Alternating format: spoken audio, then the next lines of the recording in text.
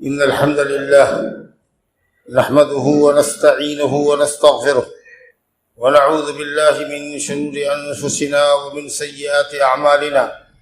من يهده الله فلا مضل له ومن يضلل فلا هادي له، وأشهد أن لا إله إلا الله وحده لا شريك له، وأشهد أن محمدا عبده ورسوله. يا أيها الذين آمنوا اتقوا الله حق تقاته ولا تموتن إلا وأنتم مسلمون.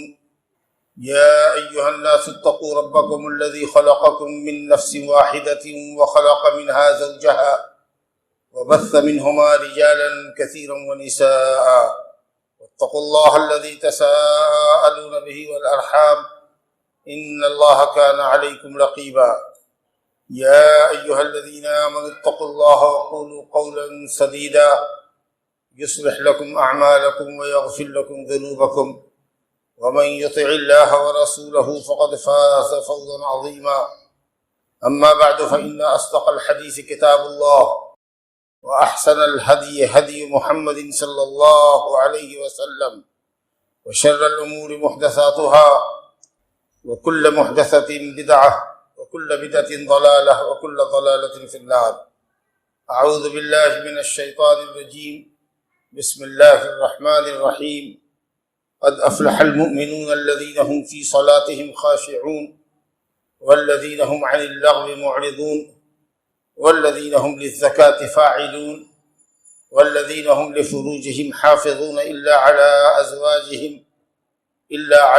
أزواجهم أو ما ملكت أيمانهم فإنهم غير ملومين.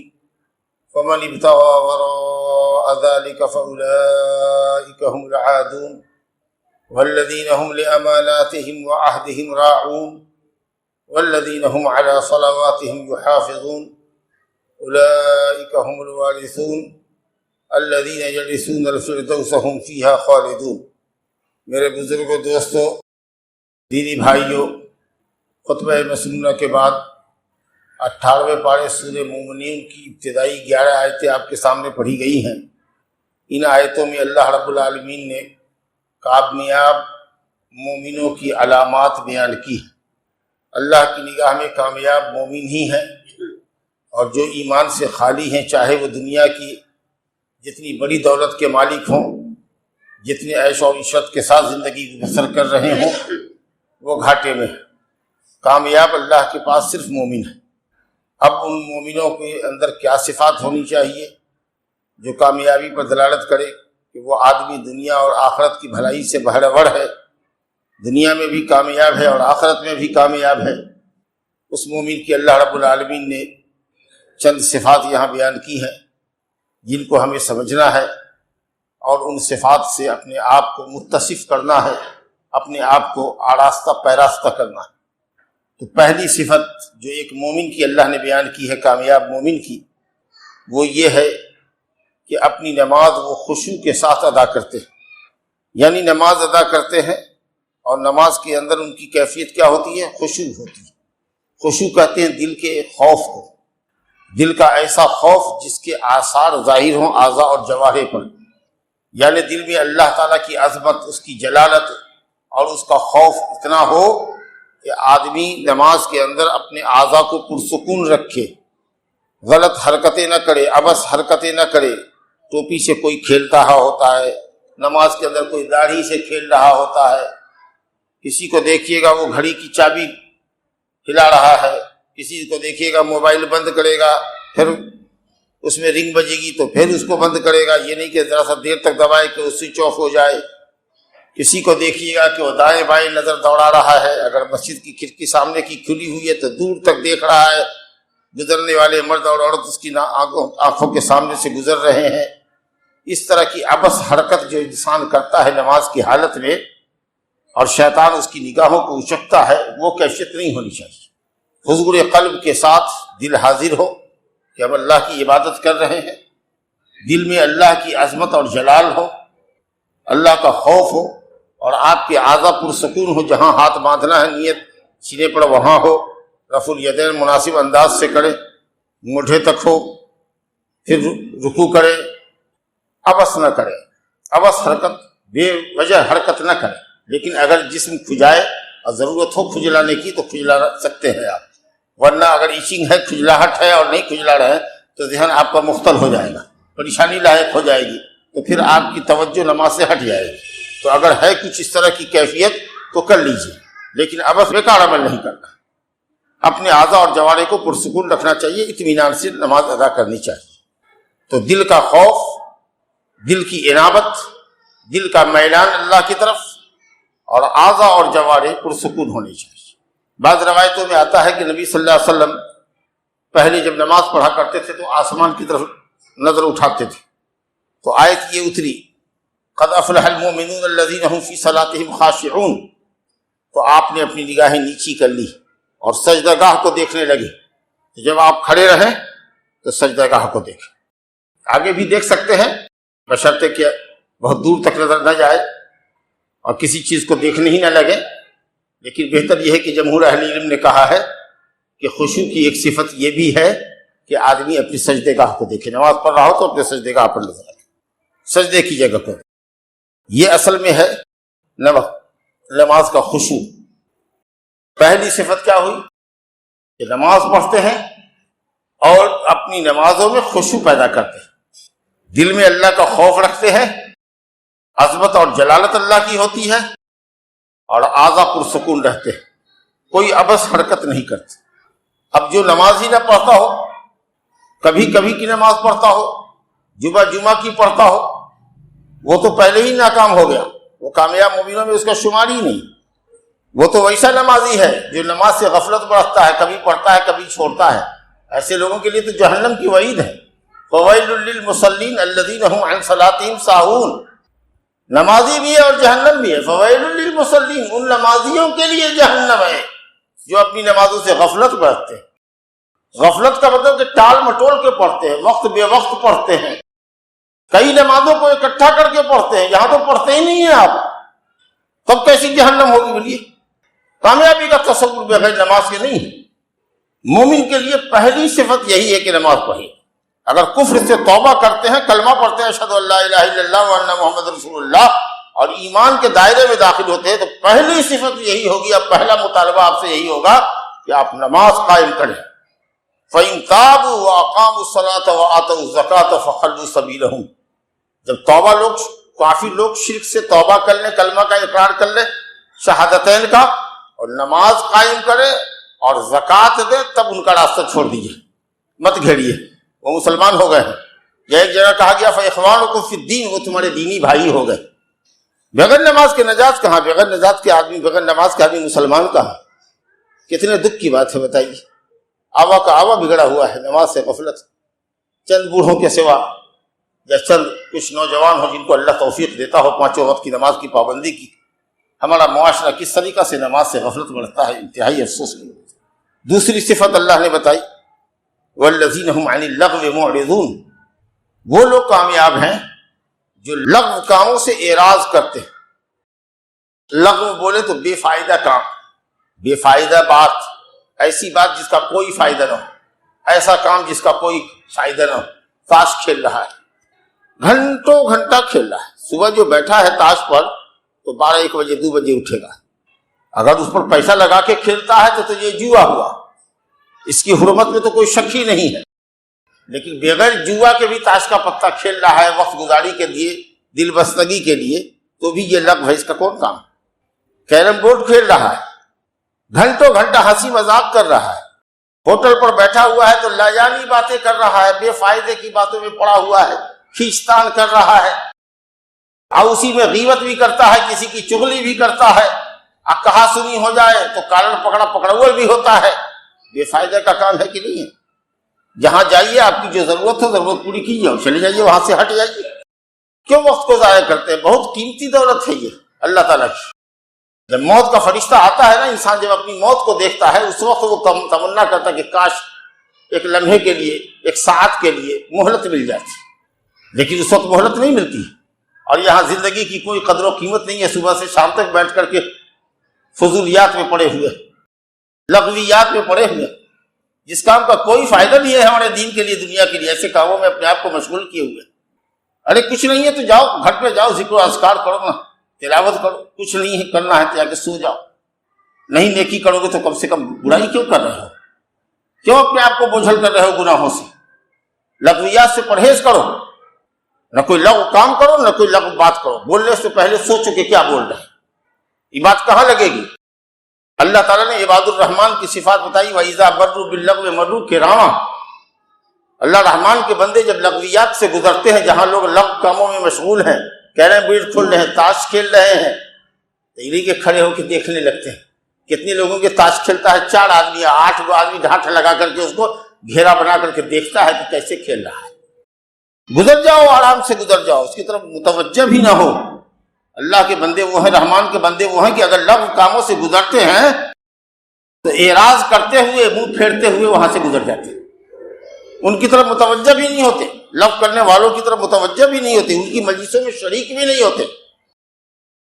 اور تیسری صفت اللہ نے بتائی، والذین هم للزکاۃ فاعلون، اور وہ لوگ جو اپنے مالوں کی زکوٰۃ دیتے۔ نماز کا ذکر پہلے آیا، اس کے بعد زکوٰۃ کا ذکر آیا، اور بیچ میں ایک چیز کا ذکر آیا کہ لغویات سے پرہیز کرتے۔ تو اللہ نے جو مال میں زکوٰۃ فرض کی ہے، چاہے غلے میں ہو یا سونا چاندی والے ہو، یا جن کے پاس کیش ہو جس پر سال گزر گیا ہو، یا جن کے پاس کاروبار ہو، اس کی اپنی تفصیلات ہیں کہ کتنے مال میں کتنی زکوٰۃ لگے گی۔ یہ علماء سے دریافت کر کے اپنے مال کی صحیح زکوٰۃ نکالیے، تاکہ مال آپ کا پاکیزہ ہو، نفس آپ کا پاکیزہ ہو، مال میں بڑھوتری ہو، ثواب میں اضافہ ہو، اور گاؤں کے فقراء اور مساکین کی ضرورتیں پوری ہو جائیں اور ان کی دعائیں آپ کو ملیں۔ اور بعض علماء مفسرین نے بتایا ہے کہ زکوٰۃ کا مطلب یہاں پر اپنے نفس کا تزکیہ ہے، کیونکہ یہ صورت مکی ہے اور زکوٰۃ تو مدینہ میں فرض ہوئی، تو اپنے نفس کو پاک کرتے ہیں، شرک سے اپنا نفس پاک کرتے ہیں، بدعت سے پاک کرتے ہیں، گناہوں سے اپنے نفس کو پاک کرتے ہیں۔ اور وہ کیسے؟ اللہ پر ایمان رکھتے ہیں اور اللہ اس کے رسول کا کہا مانتے ہیں۔ تو جو لوگ اللہ رسول کا کہا مانتے ہیں، اللہ رسول کی اطاعت کرتے ہیں، وہ اپنے نفس کو پاک کرتے ہیں۔ قد افلح من زکاہا وقد خاب من دساہا، وہ شخص کامیاب ہو گیا جس نے اپنے نفس کو پاک کیا، برائیوں سے پاک کیا، شرک سے پاک کیا۔ وقد خاب من دساہا، اور جس نے اپنے نفس کو گندا کیا وہ خائب و خاسر ہوا، گھاٹے میں پڑا۔ تو بہرحال کوئی بھی معنی ہو، نفس کو گناہوں سے پاک کرنا ہو، نفس کا جس کو تزکیہ نفس کہتے ہیں، یا مال کی زکوٰۃ دینا ہو۔ فاعلون معنی میں مؤدون ہوگا، جو اپنے مالوں کی زکوٰۃ دیتے ہیں۔ دونوں صفت مومن کی ہے کہ اگر مال ہے تو مال پر زکوٰۃ واجب ہے تو زکوٰۃ دیجیے، وہ اللہ کا فرض ہے، اور اپنے نفس کو پاک کیجیے۔ 3 صفت ہو گئی۔ چوتھی صفت دیکھیے، کہا گیا والذین هم لفروجہم حافظون، اور وہ مومن کامیاب ہے جو اپنے اخلاق کی حفاظت کرتا ہے، یعنی اپنی شرمگاہ کی حفاظت کرتا ہے۔ اور شرمگاہ کی حفاظت کرنے کا مطلب یہ کہ زناکاری نہیں کرتا، لواطت نہیں کرتا۔ زناکاری بے حیائی ہے، حد درجہ بے حیائی ہے، حد درجہ بری راہ ہے، اور لواطت تو اس سے بھی زیادہ گھناؤنا عمل ہے کہ مرد کے پاس آئے۔ حضرت لوط علیہ السلام کی قوم مرض میں مبتلا تھی، کہا اتاتون الذکران من العالمین وتذرون ما خلق لكم من ازواجکم بل انتم قوم عادون، شرم نہیں آتی ہے کہ تم مرد کے پاس آ کر کے اپنی جنسی خواہش پوری کرتے ہو، اور رب العالمین نے تمہارے لیے جو تمہاری بیویاں اور عورتیں بنائی ہیں ان سے تم منہ پھیرتے ہو، ان میں تمہاری کوئی دلچسپی نہیں ہے، سرکشی کرتے ہو، حد سے پار کرتے ہو، حد کو پار کرتے ہو، حرام کی حد کو چھوڑ کر حلال کی حد کو چھوڑ کر حرام کی حد میں جاتے ہو۔ اللہ نے مرد کے لیے عورتیں بنائی ہیں، لیکن مرد سے جنسی خواہش پوری کرے، عورت سے جنسی خواہش پوری کرے، یا آدمی اپنے ہاتھ کے ذریعے جنسی خواہش پوری کرے، اپنی گرمی کو نکالے، منی کو نکالے، نعوذ باللہ من ذالک۔ کہا کہ وہ لوگ جو اپنے شرمگاہوں کی حفاظت، زنا سے اور لواطت سے باز رہتے ہیں، ہاں صرف اپنی بیوی کے پاس آتے ہیں، شرمگاہ کی لذت لینے کے لیے صرف اپنی بیوی کے پاس آتے ہیں، او ما ملکت ایمانہم، یا لونڈیوں کے پاس آتے ہیں۔ پرانے زمانے میں لونڈی تھی جو جنگ سے پکڑ کے لائی جاتی تھی، کافرہ عورتیں یا یہود و نصارہ کی عورتیں مجاہدین کے درمیان بانٹ دی جاتی تھیں۔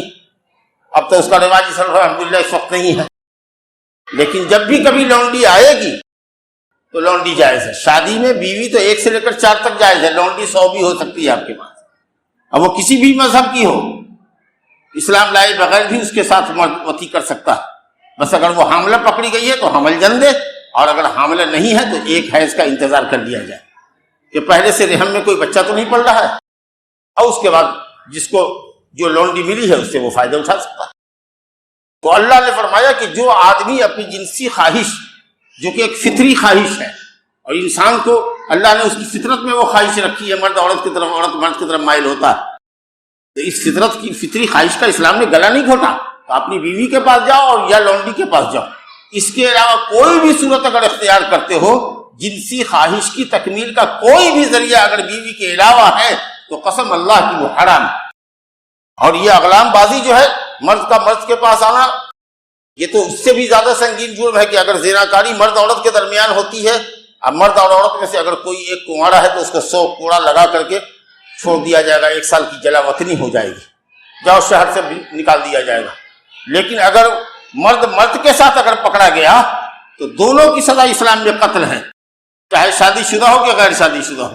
تو بتائیے لواطت کی سزا تو اسلام میں زنا سے بھی بڑھ کے ہے۔ کتنا گھٹیا عمل ہے! غور کی اللہ نے میل کے لیے فیمیل پیدا کیا ہے، مذکر کے لیے مؤنث بنایا ہے۔ یہ انسان کی فطرت کو کیا ہو گیا ہے؟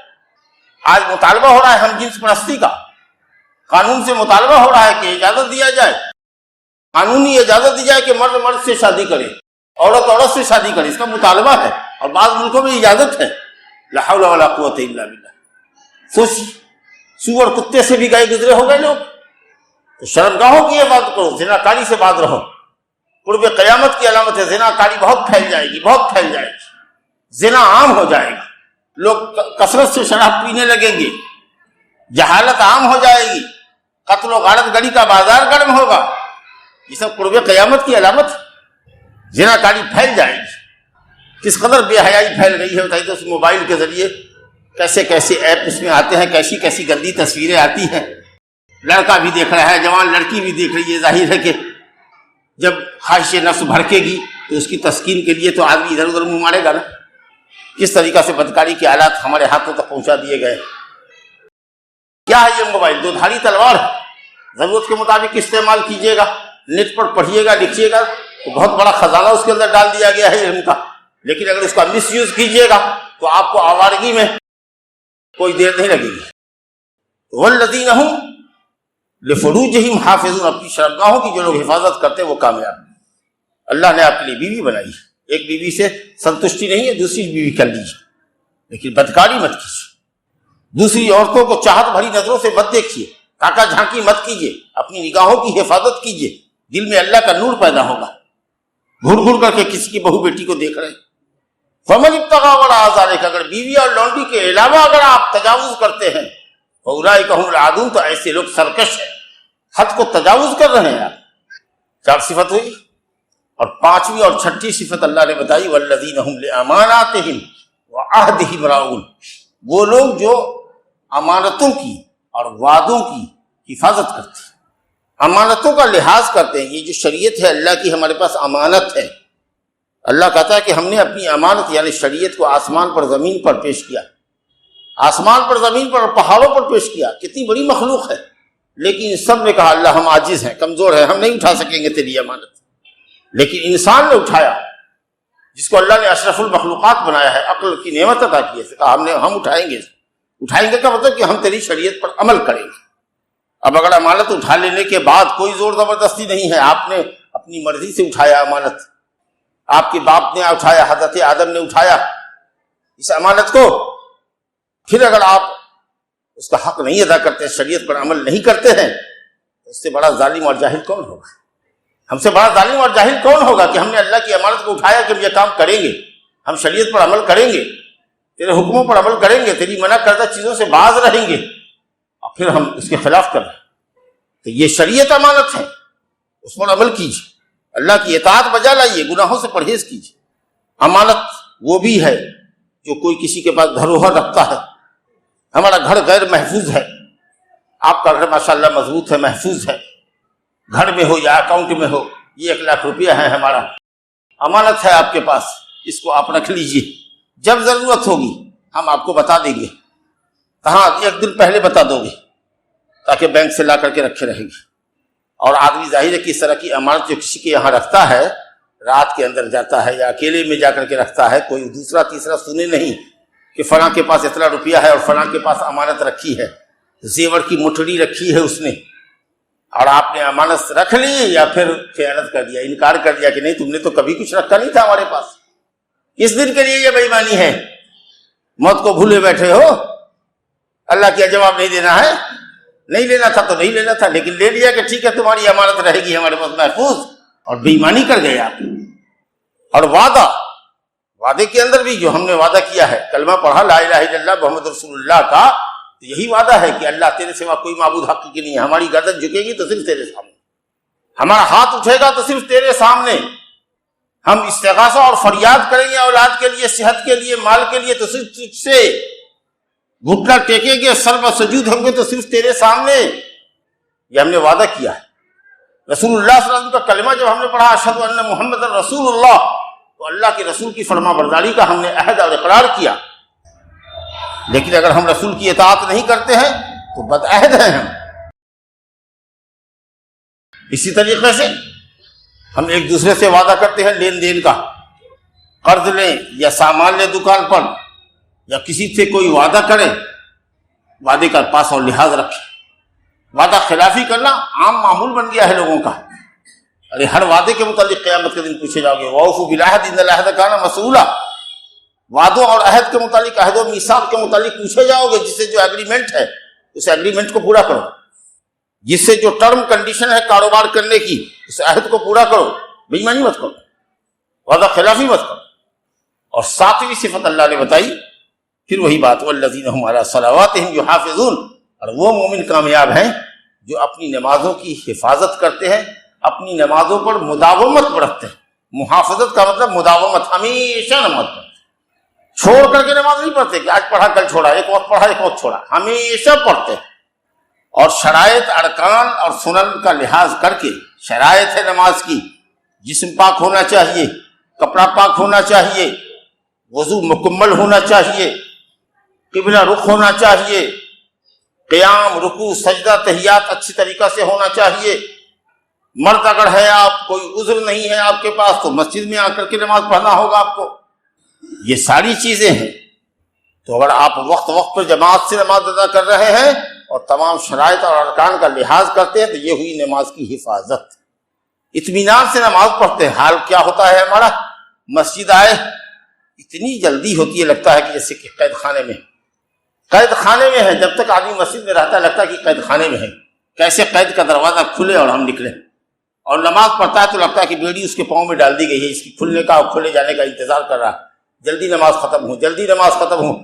امام کے ساتھ ہی رکوع میں جا رہا ہے، امام کے ساتھ سجدے میں گر رہا ہے، امام کے ساتھ ہی دوسری رکعت کے لیے اٹھ رہا ہے، جبکہ دیکھنا ہے کہ امام جب نیت باندھ لے تب اپنے کو باندھنا ہے، امام جب رکوع میں چلا جائے تب آپ کو رکوع میں جانا ہے، امام جب سمع اللہ لمن حمدہ کہہ کے اٹھ جائے تب آپ کو اٹھنا ہے، اور امام جب اپنا سر سجدے میں ڈال دے تب آپ کی کمر میں جھکاؤ آنا چاہیے، اس وقت تک کھڑے رہیے جب تک کہ وہ سجدے میں اپنا سر اور ناک ٹیک نہیں دیتا۔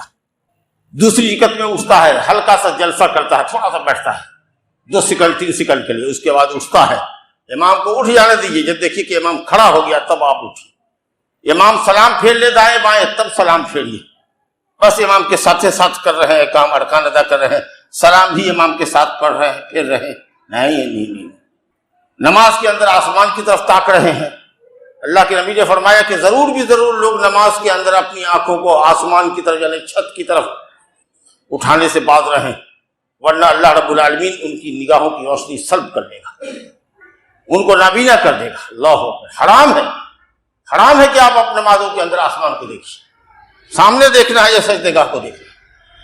نمازوں کے آداب ہیں، ان کو سیکھیے سمجھیے، بے روح کی نماز مت پڑھیے، اٹھی بیٹھی مت کیجیے صرف، اور کہاں کیا پڑھنا ہے اس کو سیکھیے، عالم علماء کی صحبت اختیار کیجیے، بیٹھیے کہ بھائی ہم کو سکھاؤ کیسے کیا پڑھا جاتا ہے، کم سے کم الحمد شریف وقل هو اللہ 1-2 سورت یاد کرو، رکوع میں کیا کرنا ہے، سجدے میں کیا پڑھنا ہے، تحیات درود تو سیکھ لیجئے، اس کے بغیر نماز کیا ہوگی آپ کی؟ آ رہے کھڑے نماز پڑھ رہے، کچھ پڑھ رہے کہ نہیں پڑھ رہے اس کا بھی اندازہ پتہ نہیں ہے آپ کو۔ اور ہمیشہ پڑھیے، گھر میں ہے تب بھی، سفر میں ہے تب بھی، بازار جا رہے ہیں، ہٹ پٹھیا جا رہے ہیں، نماز پڑھ کے جائیے، نہیں تو مشغولیت میں وہاں بھول جائیے گا، شیطان غافل کر دے گا۔ مسافر کو آزادی ہے، اختیار ہے کہ 2 نمازوں کو اکٹھا کر لے، مریض آدمی ہے 2 نمازوں کو اکٹھا کر لے، سفر میں ہے تو 4 رکعت والی نماز کو 2 رکعت کر دیا گیا ہے۔ لیکن نماز کی معافی کسی حال میں نہیں ہے۔ اگر نماز کی ہمیشہ حفاظت کیجیے گا، ہمیشہ پڑھیے گا، نماز کو ہمیشہ ادا کیجیے گا، تب اللہ کہتا ہے اولئک هم الوارثون الذین یرثون الفردوس هم فیہا خالدون، تو یہ لوگ وارث ہیں، جنت الفردوس کے وارث ہیں۔ اللہ ان کو جنت الفردوس عطا کرے گا۔ جنت میں سب سے اچھی جنت، سب سے اعلیٰ جنت، سب سے عمدہ جنت جنت الفردوس ہے۔ جنت الفردوس کی چھت اللہ تعالیٰ کا عرش ہے، اس کے اوپر رب العالمین ہے، اللہ اکبر۔ یہ سب سے اونچی جنت ہے اور جنت کی سب سے اچھی کوالٹی ہے، یہ عمدہ ترین جنت ہے، اور یہیں سے جنت کی نہریں پھوٹتی۔ حدیث میں آیا کہ جب اللہ سے سوال کرو تو جنت الفردوس مانگو، سب سے اونچی جنت ہے۔ اللہ کہتا ہے کہ اگر آپ کے اندر یہ 7 صفات پائی گئی، نماز اطمینان سے پڑھتے ہیں، خشوع خضوع کے ساتھ، بےہودہ اور لغو کاموں سے پرہیز کرتے ہیں، لغو باتوں سے پرہیز کرتے ہیں، اپنے مال کی زکوٰۃ دیتے ہیں، اپنے نفس کو پاک رکھتے ہیں گناہوں سے، اپنی شرمگاہ کی حفاظت کرتے ہیں بدکاری سے، اور امانتوں کی اور وعدوں کا لحاظ کرتے ہیں۔ پھر 7ویں اور آخری صفت ہے کہ نمازوں پر ہمیشگی برتتے ہیں، آپ دوام برتتے ہیں، تو اللہ تعالیٰ آپ کو جنت الفردوس کا وارث بنائے گا۔ الذین یرثون الفردوس ہم فیہا خالدون، جہاں یہ لوگ ہمیشہ ہمیشہ رہیں گے، کبھی موت نہیں آئے گی، کبھی جوانی ختم نہیں ہوگی، کبھی نعمت آپ کی آپ سے چھینی نہیں جائے گی۔ فلاح کہتے ہی ہیں اس نعمت کو جو نعمت سرمدی ہو، دائمی، اور ظاہر ہے کہ یہ نعمت صرف جنت کی نعمت ہے، ورنہ دنیا میں جتنی نعمت جس کسی کو بھی ملے گی وہ ختم ہو جانے والی۔ اور فلاح کہتے ہیں سب سے بڑے مطلوب کو، انسان کا سب سے بڑا مطلوب اور مقصود جو ہے اگر وہ حاصل ہو جائے تو کہا جاتا ہے آدمی فلاح پا گیا۔ اور یہ فلاح سب سے بڑا مطلوب، سب سے بڑا مقصد اور دائمی نعمت کہاں ملے گی انسان کو؟ صرف جنت میں۔ جنت ہی سب سے بڑا مقصد ہے مومن کا، اور جنت کی نعمت ہی دائمی نعمت ہے۔ اور اسی بات کی طرف مؤذن پکارتا ہے، حیا علی الصلاۃ، آؤ نماز کے لیے، حیا علی الفلاح، آؤ فلاح کے لیے، فلاح کی طرف آؤ۔ سب سے بڑا مقصد حاصل ہوگا، جنت ملے گی جہاں کی نعمتیں دائمی ہوں گی۔ فلاح ہر کامیابی کو نہیں کہتے، سب سے بڑا مقصد انسان کا اگر حاصل ہو جائے اور جو نعمت ہو وہ دائمی اور سرمدی اور ابدی نعمت اس کو حاصل ہو جائے جو صرف جنت کے اندر ہوگی، تو اگر یہ چاہتے ہو تو نمازوں کی حفاظت کرو اور ان تمام صفتوں کی کا لحاظ رکھو جو صفات آپ کے سامنے بیان کی گئی ہیں۔